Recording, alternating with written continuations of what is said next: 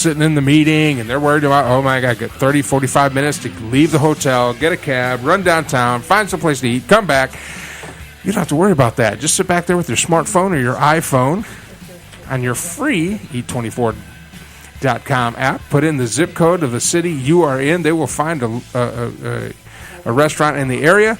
You can order your food right through their webpage, pay for it right through their webpage. You will have, as everybody else is running out to go to lunch, your food's running in, and you can kick back and enjoy a full lunch hour wherever you're at. Eat24.com, proud sponsor of Armed Radio Global. All right, welcome now the Armed Radio paranormal expert. And we're working on her theme music because she needs theme music. Hello. You're on. Hello, everybody. Heather, Yes, welcome. sir. Thank you. Always a pleasure. Now you're writing down, you're actually keeping a log of everything I what am. we're doing here. I am. That is like organized and stuff. Yes, I'm very organized. I don't have anything written down. I try to be organized. I don't even write down what I order at the store.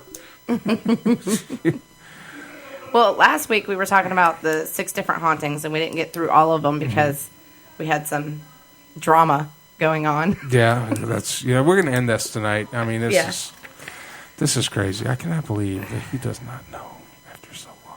I know. Well, he'll find out tonight. We'll see how it goes. He's he's a sweet guy. He is. I love him to death. Yep. He's like that little retarded brother. Little redhead stepchild. That nobody else can pick on but you. Yeah. Oh, my goodness. So, like I said, we were going to go over them.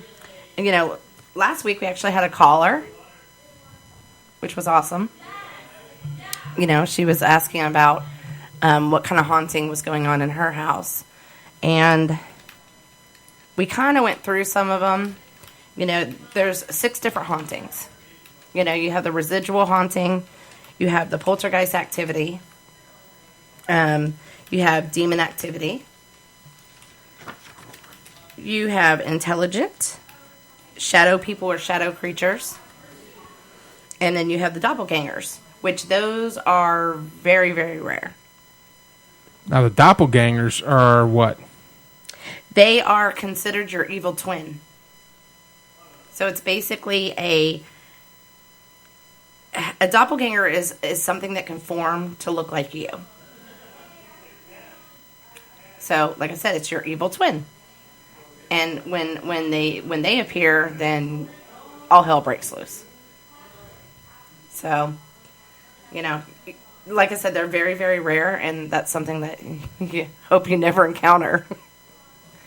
Because they say here, if a doppelganger appears to that person, and anyone around them, including family, friends, are in danger, somebody will die. So they are very, very bad. So what would be a doppelganger example? Say you are, okay, for instance, say you come home and Danny's like, what are you doing here? And you're like, what are you talking about? Well, you were just here. No, I wasn't. I was gone the whole day. That's a doppelganger. It's your evil twin. It looks like you. It acts like you. It talks like you. And it's a spirit. Yes. It's more of a creature, they say. So, yeah, it's pretty intense. So where's Frankie! God dang it.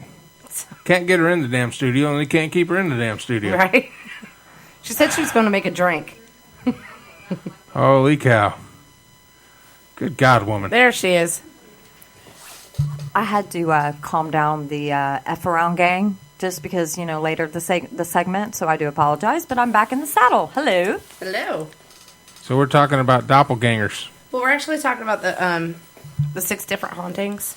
Oh, Okay, bring her up to speed. Yeah. We're talking about the 6 different hauntings, and like I said, there's residual haunting, there's poltergeist activity, there's demon activity, there's the intelligent, there's shadow people or shadow creatures. I want to ask you about that. Mm-hmm. Okay, after you finish your list, was that the last one? Yeah, and then there's the doppelganger. Wow. Okay, so have you gone over in detail on any? Well, the only one we were really talking about was the doppelganger. What's that? As far as what it is, basically, a doppelganger is your evil twin. It looks like you, it acts like you, it talks like you, but it's not you. And they say that when a doppelganger appears, which is very, very rare, a doppelganger is very rare. But when a doppelganger appears, then everyone around you, including yourself, are in danger. Somebody will die. Okay, now is this like a ghost-looking person that you see, or is it something you don't see, or do you just look in the mirror and see an evil you, or what? I mean, how does the doppelganger work? No. Sounds like a dingleberry. Basically, like I was telling Mike, was, for instance, say he comes home, and Danny is like, what are you doing here? You were just here. So it's an actual formation of you. Everybody can see it. It can interact with you. It can act like you. So what you're saying is it appears to be 100% human and is conniving enough to, when you are, my good self, is cuddled up with my dog, it could be downstairs having a fight with my so-called roommate or whatever. Yes. And so that's why she's mad at me? It's You probably have a doppelganger. Yeah. I might have a doppelganger going. You know what? I think she's got like 3 doppelgangers. It's very possible. She's got 3. Would that be a triplet, quadruplet? That would be all hell breaks. That would be a doppelganger to the 3rd power, dude. And I think that's what I'm freaking dealing with. Yeah, I think so. Okay, now I wanted to ask you about the shadow people, because I have heard so many conflicting things about shadow people. There are people that see them, but they say as soon as they see you see them, they kind of get out of the way. What are they? Where do they come from? What is their agenda? What's your experience? Okay, well, as far as a shadow creature or a shadow person, there's no explanation of what it really is. Speculation? Right. It's basically shapeless and dark masses, dark shadows. That's the shadow. And they say that when they're around, most of the time people see them out of the corner of their eye. It's kind of like, catch, I've heard that. But then peripheral vision. Right. And there's no, like here, between, you see at the corner of your eye, movement between walls, and then a lot of times you'll get a feeling of dread, but there's no explanation for it. It's just a mass that has built up like energy, and that's really what what it is. Okay, so it's not an actual like dark energy demonic person. Is actually just dark energy hanging around? Yes, yeah. That can move around? Does it have intelligence? They say it doesn't. There's really no explanation for it. Could it be a forewarning if there's that sense of dread? Could it be a forewarning of something? I mean, has there ever been like I saw a shadow person and had this dread, but it could not, like a generalized dread, and then something happened? Yes, usually with shadow people, and this is the thing with shadow people and stuff, is when you get that feeling of dread, it puts that person into a depression. And mainly what's going to happen is suicide or, feeling of worthlessness. It's just dread. Frankie's getting undressed. She's stripping down. I'm trying to be serious here, and Frankie's doing a dance. Oh, my. She's stripping over here. On the South Stage. Okay, so moving on. Okay, so the thing is you study a lot, you've seen a lot, you've heard a lot. On the South Side, Frankie, tippy waitresses. Yeah, I was just swinging my scarf around my neck, doing a little dance, trying to But listen, no, seriously, because it's almost like, it's not just because of the internet, but all this paranormal stuff, especially on LMN, the Ladies Whatever Network. Mm-hmm. You've got intervention, you've got my child remembers a past life, mm-hmm. Mm-hmm. All these things, and do you think that this is stuff that the Illuminati or something has started, like all these things. Do you think it's real? I think there's got to be some real to it. Now, the three of us have all had paranormal experiences, and we'll get into that at some point. Yeah. I think that we all have really good stories, and there's not a liar in here. Yeah. So, we might be playful, but when it comes to that, no, this is serious. Right. So we only know what we experience, and we only can surmise from that what we feel and then what happens and all that.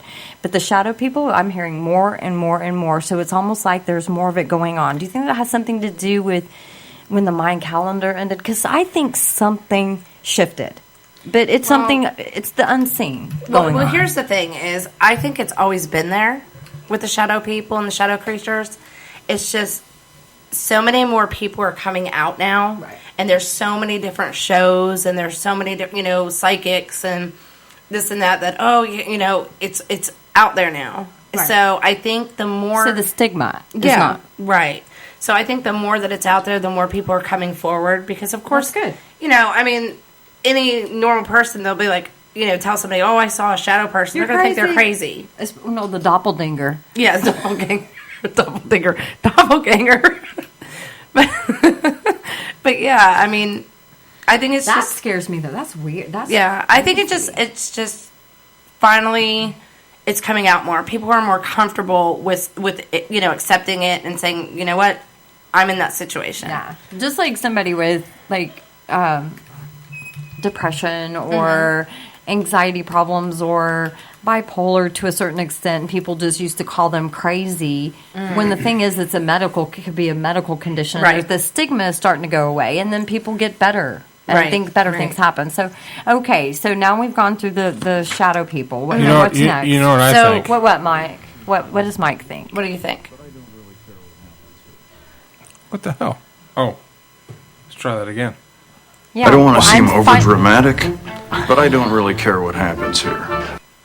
Okay. I got a soundboard. I love it. The fourth haunting is the intelligent haunting. Okay, now that one's kind of scares me the most. Just well, the way that you one, say it. Do you know why they scare me? Why? Well, there's a bunch of automatic weapons, rocket launchers, about a jillion grenades. Oh, they may have fire superiority. Sorry, go ahead. Oh, my word. If Mike wasn't Mike, then it wouldn't be the Mike Allen show. Yeah. So, okay, guys, back on par. What have we got here? A fucking comedian. Yeah. Thank you. So, intelligent hauntings is they can actually interact with you. And how, do you see them? Sometimes not? Yeah. Well, you can see them if they want to be seen. But most of the time, And who are they? It's a spirit. That was human? Yeah, like for instance, the lady that called in last week,